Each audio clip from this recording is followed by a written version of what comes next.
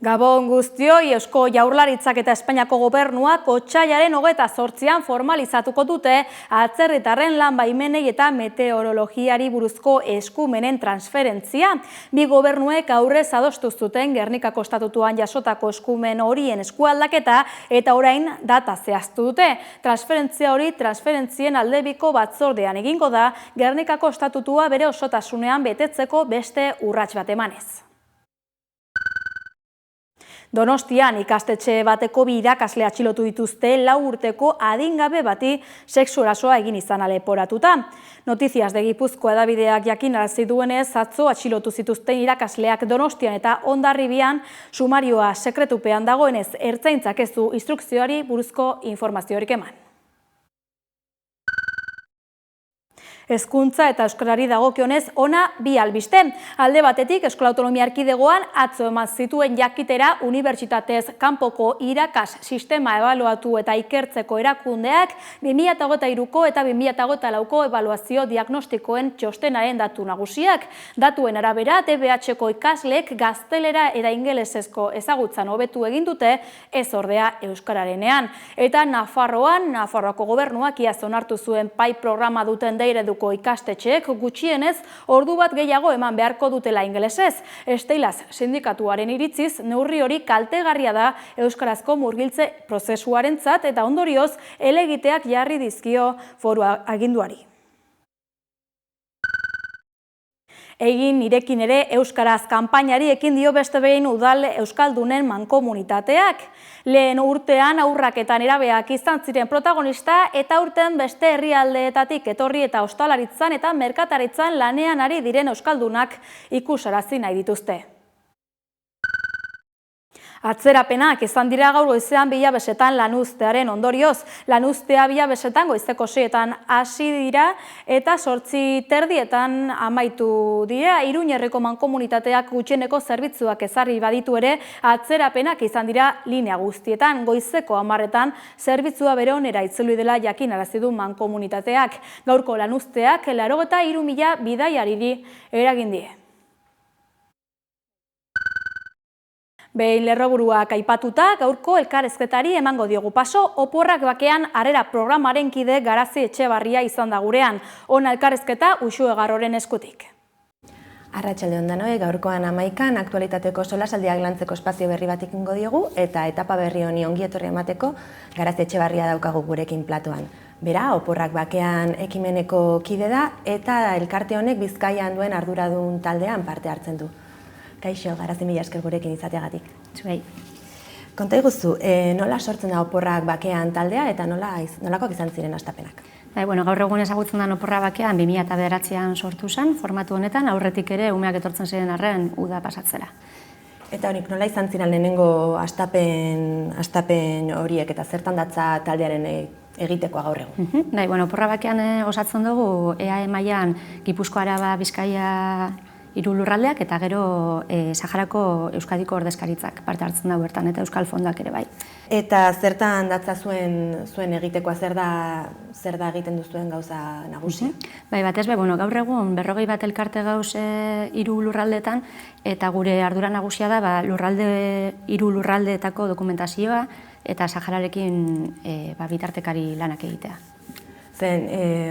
Kontatu izan diguzuen aurretik da, zuen egitekoetako bat dela Sahararrak bertatik Euskal Autonomia Erkidegora hartzea udara hemen pasatzeko, ezta? Hori da, programaren helburu nagusia da errefuxiatuen kanpamentuetan bizi diren Sahararrak gurera hartzea. Jendea pixka bat kokatzearen, zein da Sahararen egoera edo egoera politikoa jendeak ulertu dezan ezertaz ari garen hitz egiten, esaten dugunean jendea aurrak errefuxiatu kanpamentuetatik ona datozela? Gaur egun, Mendebaldeko Sahara 2 zatitan banatzen da, Mendebaldeko Sahara lurralde okupatua dana, Marokok okupatua daukana, eta gero zonalde liberatua, Frente Polisarioak daruena. Eta gaur egun, 2020tik gerrate egoeran dau zonalde liberatu hori. Eta gero errefuxiatuen kanpamentua guk deitzen dugun hau Argeliako lurraldetan kokatuta dago. Beraz, esan daiteke Sahara herria 3 zatitan banatuta dagoela. Refuxiatu kanpamendu hauek esaten duzunean, Tindufetaz hitz egiten ari Bai, gara, hori da. bakarra daukagu edo beste refuxiatu kanpamentu bat Ez Tinduf da, bai, Argelian kokatzen da Tinduf kanpamentuetan da, bai. Bale, orduan, zuek egiten duzuena da, kudeatu bertan refuxiatu kanpamentuetan bizi diren haurrak ona etortzea. Nola antolatzen da beraien udara hemen, zer da hemen beraiekin antolatzen dituzuen ekintzak? Bai, batez be proiektua sortu zen estatu mailan, oporra bakia, Vacaciones en Paz moduan deitzen dana, eta Europako beste herrialde batzuk ere parte hartzen da honetan. Helburu nagusia da, udan Saharar refuxiatuen kanpamentuetan 50 gradutik gora egoten da, eta orduan helburu nagusietakoa da, honei eskaintzea uda beste lurralde baten pasatzea, mediku azterketak egitea, izan dentista, okulista, mediku azterketa normalak, eta zerbait bereziren bat behar izan ezkero, baita be. Hori da helburu nagusia. Bale, eta horretaz gain ona etortzen direnean, beraiekin imaginatzen beste ekintza mota batzuk ere antolatuko dituzuela, onura fisiko edo osasunarekin lotutako onurez gain, beste onura batzuk ere izateko, ezta? Bai, gaur egun hori, 3 lurraldetan Bizkaian orain arte 2 aterpetze egon diaz, 3 aterpetze, umeak arrea familian egon beharrean, ume bakarra egon beharrean, aterpetze formatuan, ume gehiago irtetzeko aukerak izateko, eta aurten lehenengoz Gipuzkoan ere beste aterpetze bat sortuko da. Eta ume honekin egiten direna da, familietan, norberaren familian egingo genuten udako ekintza normalak, hondartzara joan, aisialdiko ekintzetan parte hartu, eta gero aterpetzen formatuan, berdin, familia baten egiten dugu zen gauza berdinak. Zuzeu ere harrera ama izan duzara iraganean, konta iguzu pixka bat nolakoa da bizipen hori zein den zure esperientzia? Bai, oso berezia. Oin urte asko izan ditzen ukinaben aukera harrera ama izateko, eta gaur egun ja 23 urte dauzka gazteak, baina mantentzen dugu harreman oso berezia sortzen da, eta horren aritik gero ikusi genuen ez Euskal Herri mailan gero eta ume gutxiago irtetzen zirela kanpamentuetatik, gu ere aterpetze formatura pasatu ginen eta elkartea osatu gendun. Araba, Bizkaia eta Gipuzkoa mailan zenbat, adibidez lehen urtean, zenbat aurre etorri ziren eta ze adin tartetakoak izan ohi dira? Pandemia ostean, geldiune bat egon zen, eta 2 urte zezen martxan egon oporra bakean kanpaina, eta pandemia ostean hasi ziren irtetzen 8 urterekin. Eta 8 urte beteak izandako umeetatik, 12 urte da irtetzeko topea. Orduan 8 eta 12 urte Bai, gaur egun daudenak 10 urte dauzkate, eta aurten apuntatuko diren familia berriak ere 10 urteko umeak izateko aukera izango dute. Eta zenbat aurre azken... Azken urteetan, berakada handia izan da, lehenago asko etortzen ziren, eta azken urteetan 200 bat ume izan ditugu. Orduan helburua da, aurten bai, ume horiek bai, baina beste hainbeste lortzen dugun. Agian kulturalki edo beraiek emozionalki izan ditzaketen onurak ezakit aztertu dituzuen edo? Bai, onuragarria bada, zoritzarrez, aurten, jarri dugun lema da esperantzari leiho bat, ez? Gure esperantza bai dalako ume hauek urten beharrez izatea, ez? Beraien lurraldean biziko balireke, hondartza dukate, lur oso berazgarria da, orduan, ezauken nokengo irtetzeko behar hori, ez? Baina zoritzarrez, errefuxiatuen kanpamentuetan bizi diren bitartean, irtetzeko behar hori badago. Eta ezberdintasun handian abertzen da nola datozen eta nola joaten diran hemendik udako etapa horretan? Bai, 2 hilabeteetan indartuta joaten die, indar berrituta, hori mediku frogak oso garrantzitsuak izaten die, batzuetan igual gaixotasun oso txikia dauzkate, baina hemen errez konpontzen dienak, baina zoritzarrez emaitza oso txarrak egiten da bezanak. Eta aipatzen dugu aurren onura, baina azken finean baita elkartruke kultural bat gertatzen da, eta harrera familientzako ere onurak ekarriko dituzte horako esperientziak edo bizipenak izateak. Bai, oso berazgarri da. Esan behar dana bai, guk harrera familia behar dugu, eta harrera familia moduan hartzen dugu gure burua, baina ez da nahastu behar da, eta oso garrantzitsu da, honek beraien familiaan daukate. Ume honek guk harreran hartzen dugu zenien ez da beraien familia izateko, ez? Gure familian parte bihurtzen dira, baina ez da ahaztu behar beraien ama, aita, guraso familia guztia han dagoela. Ez dira familia desestrukturatu batetik datozen umeak, beraien behar izana desberdina dira. Zeintzu dira normalean topatzen dituzuen zailtasun nagusiak guztia hau planeatzerako garaian? Bai, hemen administratiboki 3 lurraldeak ere desberdin funtzionatzen dute, eta gauza batzutarako zailtasunak izaten ditugu, beste batzutarako berdinak ditugun arranaz. Eta gero, hori hemen gugeu eta Saharako delegaritza dago, baina gero kanpamentuetan beraiek ere antolatuta daude. Orduan, batzuetan gauzak ez dira horren erraz aurrera ateratzen, kostatzen da, baina bueno. Beste gobernuz kanpoko erakundeekin elkarlana sustatzen duzu? Barruan gaudena, 50 piku elkarte gara eta bakoitza bere funtzionatzeko modua dukagu, ez? Baina bai jartzen ditugula, adibidez, umeak etortzen direnean, harrera jai berezi bat antolatzen dugu eta hori bai dugu danok elkarlan baten bitartez eta badanok elkarrekin. Baina gero egia da bakoitzak bere funtzionatzeko era duela. Zein da pairatzen duten bizimodua Tinduf bezalako refuxiatu kanpamentu batean, zein da beraien egunerokoa eta pixkat jendeak irudika dezan ze agian muturreko egoeran bizi diren egunerokotasunean. Bai, berregia da, umeak badakite lan ondi datozen, eta badakite segaitu bizi diren errefuxiatuen kanpamentuetan, ez? Oso umetatik barneratuta dauken gauza bada. Gero, ia da, hauren egunerokotasunean, umeak leku guztietan ume esaten da moduan, ez? Haurek zoriontzu bizi dira. Eta ia da, onatortzeko batzuk irrikas egoten direla, baina beste asko ez. Beraien familian dago, lehen esan dudan moduan, ez? Orduan, bueltatzeko desiatzen daude. Ara berriro bueltatzeko desiatzen daude. Beraien lagunak, beraien familia, beraien egunerokotasunean dago. Eta egunerokotasun honetan, jendeak irudika dezan, horiz, zeintzuk dira izan ditzaketen gabeziak, agian gure egunerokotasunean oso ohikoak diran elementuak eta ez ditugula planteatzen. Batez ere, elikadura eta osasunarekin lotuta daudenak. Bai, bestetik hezkuntza eskolara joaten dira, ikasteko aukera badute, kanpamentuetan ere gero eta gauza gehiago ari dira lantzen, ikasteko aukera gehiago ari dira ematen, lehenago igual gutxiago zauzkaten eta orain sortu dira eskola berriak, sortu da ikasketetan gehiago formatzeko aukera gehiago daukate orain. Eta etxebizitza azpiegiturak eta agian ura eta elektrizitatea bezalako elementuak nolakoak dira? Bai, adibidez, gaur egun errefuxiatuen kanpamentuetan provintzia desberdinetan banatzen dira, ez, wilaia desberdinetan.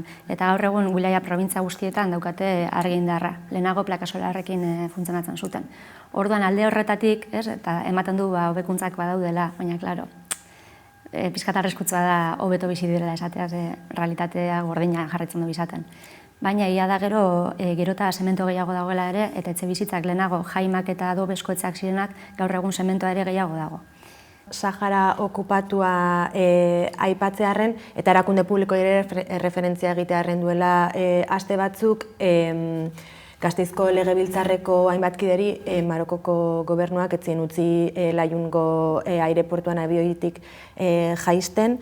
Bertan lurreratzen ez dakit zuek momenturen batean edo saiatu zareten inoiz Sahara okupatuan bizi den aurrekin edo familiekin edo jendearekin harremanetan jartzen edo Marokoko gobernuaren jarreragatik ezinezkoa dan bertan ezer egitea. Oso komplikatua da, oso komplikatua da. Bai, badukagu harremana orain joan dian legebiltzarkidekin eta baita joan da Euskal Fondoko arduradunetako bat, berakin harreman estua dukaguna, eta hango egoera da ezberdina da. Garo, Marokok guztiz debekatzen du bertara heltzea, orduan informazioa heltzeko ere oso gatza da, zabaltzea oso komplikatua da, bai.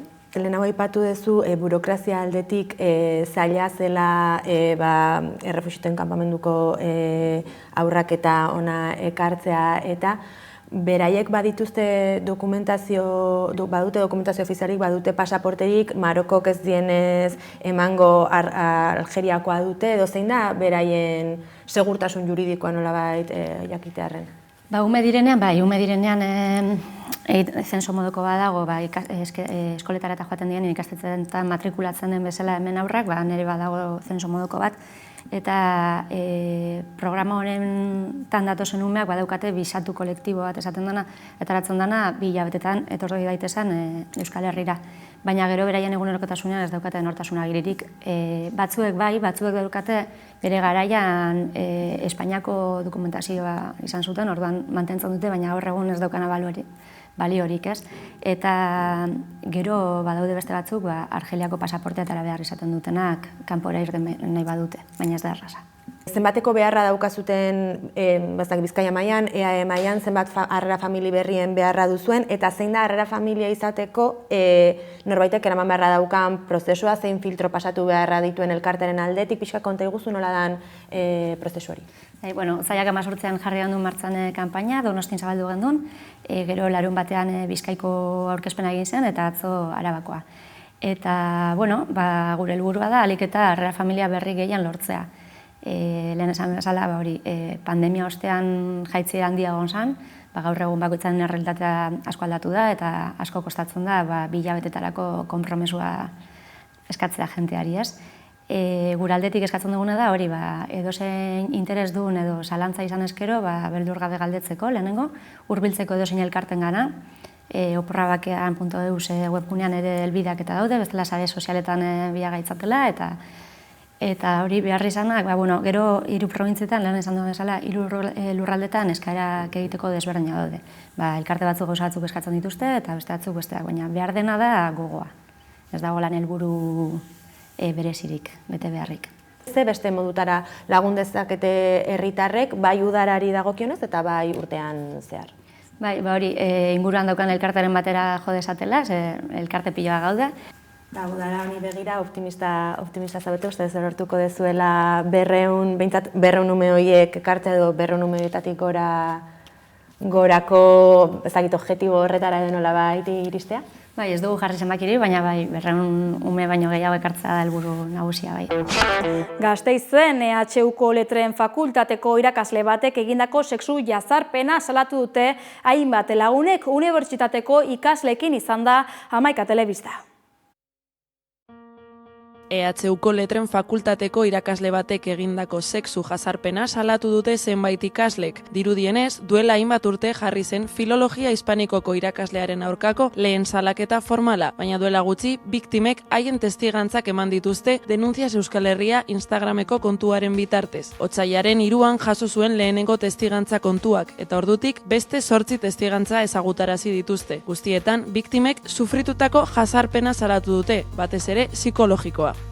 Duela pare bat aste eduki genuen berria, hispanikaseko irakasle batek eman ditula eraso batzuk duela 2 urtetik honea, eta horren harira erabaki genuen itea lanketa bat eta bilatza testigantzaketa eta ematea erantzun publiko bat. Errotik talde feministak gaineratu du irakasle erasotzailearen albisteak oi hartzun handia izan duela, eta ez dutela baztertzen kasu gehiago agertzea. Honek guztiak haien ustez agerian uzten du unibertsitateak ez direla espazio seguruak. Gube bai aldarrikatu dugu azkenean unibertsitatea ikasleontzako ez dela espazio seguru bat, honen ari bide diela bai erasotzaile hau zein kurtso hasieran emandako erasoak elurretako komunetan, eta ulertzen dugu hori, ez direla gaur egun unibertsitateak espazio seguruak eta protokolo eraginkor baten beharra dugula eta horren ardura EHUk daukala. Gertakariak salatu eta hauen inguruan hausnartzeko Gasteizko Unibertsitateko emakume taldeak hainbat asanblada ireki egin ditu, eta astelehen eguerdian erasotzaile matxisten inpunitatearen kontra mobilizazioa egin zuten. Karretaratza ditu genuen, hainbat ikasle bato ziren, azkenean hori esan bezala erantzun kolektibo baten beharra zegoelako, eta ulertzen dugulako erasoak ez direla kasu isolatuak, eta bai horren aurrean ikasle hon erantzuna beharrezkoa dela, eta ikasleriaren ondorioz lortu dela aldaketak. EHUko errektore taldeak behin-behinean irakasle erasotzailea unibertsitatetik baztertu du. Jada ez ditu klaseak ematen eta kasua argitu arte ez da fakultatera bueltatuko. Izan ere, Arabako kampuseko errektore ordeak ohar baten bitartez azaldu du irakaslearen aurka jarritako salaketa formalak direla eta unibertsitateak genero indarkeriaren aurkako protokoloa aktibatu duela. Dena den, unibertsitateak hartutako neurriak ez direla nahikoak uste dute Gasteizko kampuseko ikasle gehienek eta irakaslea behin betiko kanporatzea eskatzen dute. Azken finean hartutako neurriak izan dira guetetik asanbladak ditu direlako eta presio mekanismo bat izan direlako. Beharrezkoa iruditzen zait irakaslearen behin betiko kanporaketa. Irakaslea beste aldea hartutako neurri bat izango zala iruditzen zait, alde hortatik iruditzen zait, hoi beha babestea ez zaitela iruditzen neurri ona eta bidezkoa. Jarrera ausartago edo gogorrago bat hartuko beharko lukela errektoretza. Baina benetan lortu behar dena irakasle hori unibertsitatetik kanporatzea da eta ez soilik klaseak ematetik kanporatzea eta beraz antolatzen jarraitzea beharrezkoa da. Aurrerantzean hartu beharreko pausuak zeintzuk izango diren argi ez duten arren, talde feministako kideek jakinarazi dute borrokatzen jarraituko dutela unibertsitateak espazio seguruak izan arte. Ekonomia gaiei dagokionez, Nafarroako industria sektorea ez dago bere onenean eta horren erakusle da asteburuan hainbat enpresetako langile batzordek deitutako manifestazioa, milaka lagun izan ziren bertan. Ikusi. Nafarroako industriaren egoera aldatzen ari da. Industriarik gabe ez dago etorkizunik. Hori izan da igandean Iruñeko kaleetan ozen entzun den aldarrietako bat. Mezu zuzena sektoreak bizi duen une kritikoa islatzen duena. BSH, Suntsundegi, Nano Automotive, Siemens Gamesa, Tenerias Omega, Tasubinsa eta Volkswagen enpresetako langile batzordeek deitu dute manifestazioa. Konpainia guztien egoera ez da berdina, baina guztiek partekatzen dute zerbait. Egoera zail batean daudela, alegia. Nafarroko industria historikoki aberastasun eta egonkortasun iturri izan da. Itxuraz, datu makroekonomiko sendoak ditu sektoreak Nafarroan. Azken datuen arabera, barne produktu gordinaren 31% inguru dagokio industriari. Enpleguari dagokionez, inoizko markarik handienak erdietsi ditu. Gizarte segurantzaren arabera, 72.200 laguni ematen die lana. Manifestazioan izan ziren enpresak, ala nola, Nano Automotive, Siemens Gamesa, Suntsundegi, BSH, Tasubinsa, Tenerias Omega eta Volkswagen egoera oso zaila igarotzen ari dira. Nano Automotiveren kasua bereziki emblematikoa izan da. Izan ere, Tuteran 120 langile ditu eta duela gutxi iragarri zuen itxi egingo zuela. Eskaria nabarmen murriztu zelako. Enpresak WhatsApp bidez eman zien bere erabakiaren berri langilei, eta horrek are haserre handiagoa sortu du kaltetuen artean. Beste kasu kezkagarrienetako bat BSH-rena da. Ezkirotzeko lantegia itxi nahi dute eta negoziazioan erdian dago Nafarroako gobernuarekin eta industria ministerioarekin. Alternatibak aztertzeko eta behin betiko itxiera saihesteko. Egoera horrek lantegietako zuzeneko enplegatuei eragiteaz gain, 1000 pertsona inguru kolokan jartzen ditu. Siemens Gamesak itxiera aipatzen ez den arren, energia berriztagarrien sektore lehiakor baten presioari aurre egin behar dio. Eta Suntsundegik autobusen fabrikazioan diharduenak, automobilgintzako eskariaren jeitxieragatik eta ibilgailu elektrikoetarako trantsizioagatik sufritzen du. Eta hartzekodunen konkurtsoan dago. Tasubinsa eta Tenerias Omega sektore tradizionalagoen zatiak lehiarekin eta ingurumen erregulazioetara egokitzarekin borrokatzen dira eta horrek arriskuan jartzen du haien egonkortasuna. Nafarroko industriaren zati esanguratsu bat ordezkatzen duen konpainia handienetako bat da Nafarroko Volkswagen, baina garai zaila igarotzen ari da. Ibilgailu elektrikoen ekoizpenerako trantsizioak eta enpresaren berregituraketa globalak ziurgabetasuna sortu dute haren etorkizunaren inguruan.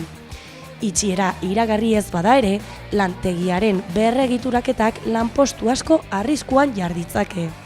Nafarroko industriaren etorkizuna jokoan dago, eta igandeko manifestazioa alerta oihu bat izan da, langilei ez ezik, eskualdearen ongizateari eta garapen ekonomikoari ere eragiten dion egoera baten aurrean.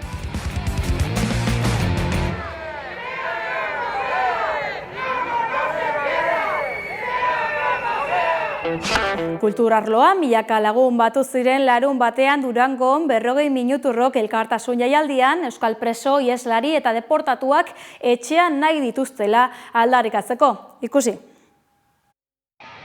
Milaka lagun batu ziren larun batean Durangon 40 minuturrok jaialdian, euskal preso, ieslari eta deportatuak etxean nahi dituztela aldarrikatzeko. 9. edizionen balorazio positiboa egin dute antolatzaileek, eta bertaratutako jendeari eskerrak eman nahi izan diote elkartasuna jai giroan ere adieraz daitekela erakutsi izanagatik. Bertaratutako lagunek estilo denetariko musika eskaintzaz gozatzeko aukera izan zuten. Sukena talde oñatiarrak eman zion hasiera jaialdiari, eta bere atzetik Marusa taldea, Nakar, Anestesia, Kale Kurdangak, Zune eta Dupla jarraitu zuten. Ekitaldian gogora ekarri zituzten presoak, etxetik ihes egin behar izan dutenak, igarotako une ilunak eta egungo egoeraren berri emateko aprobetxatu zuten. Helburu nagusiak ez daudela beteta eta aurretik bidea geratzen dela jakinarazteko. 10. edizioari begira jarri aurretik, antolatzaileek gogorarazi nahi izan dute herriak eguneroko lanetik eta borrokatik egin behar duela bidea.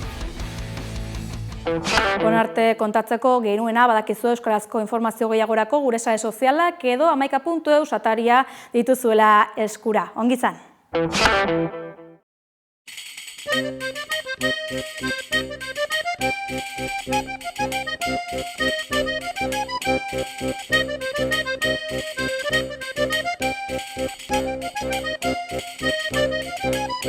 Thank